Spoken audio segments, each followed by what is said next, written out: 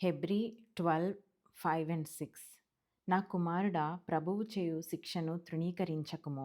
ఆయన నిన్ను గద్దించినప్పుడు విసుకకుము. ప్రభువు తాను ప్రేమించు వానిని శిక్షించి తాను స్వీకరించు ప్రతి కుమారుని దండించును అని కుమారులతో సంభాషించినట్లు మీతో సంభాషించు ఆయన హెచ్చరికను మరచితిరి.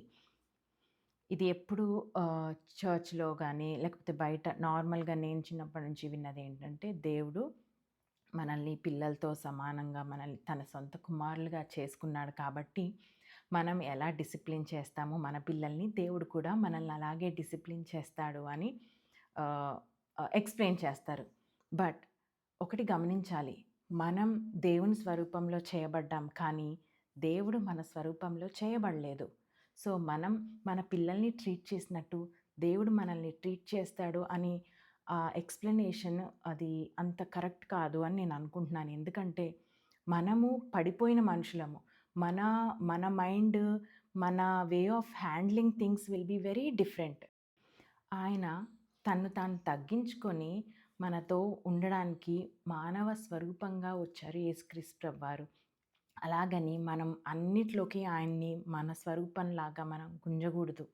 మనం ఆయన స్వరూపంలోకి మార్చబడాలి కానీ, నేను నా పిల్లల్ని కొడతాను, నేను నా పిల్లల్ని తిడతాను కాబట్టి తండ్రి కూడా నన్ను అలాగే చేస్తాడు అని అనుకోవడం అది చాలా తప్పు. అది దేవుడిని మనం అబ్యూస్ చేసినట్టే అవుతుంది.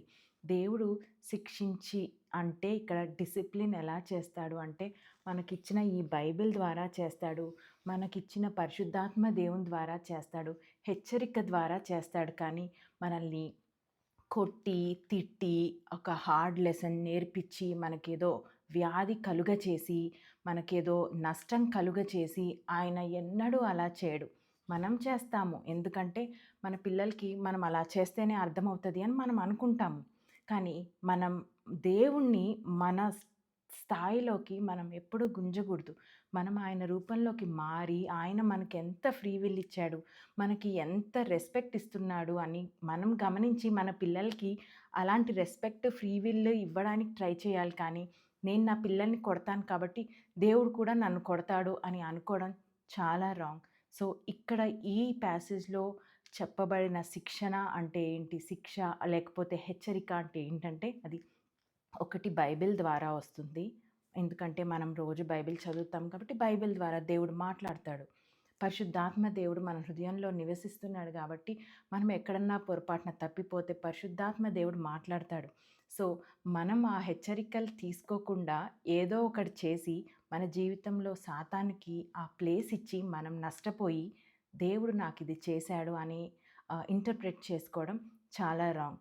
మనం ఎందుకు అంత స్టేజ్‌కి దిగజారిపోవాలి? మనకి ఈ వాక్యం ఉన్నప్పుడు, పరిశుద్ధాత్మ దేవుడు మనతో మాట్లాడుతున్నప్పుడు, మనమే మనసు మారి నూతన పరుచుకొని దేవుని స్వరాన్ని వినొచ్చు కదా!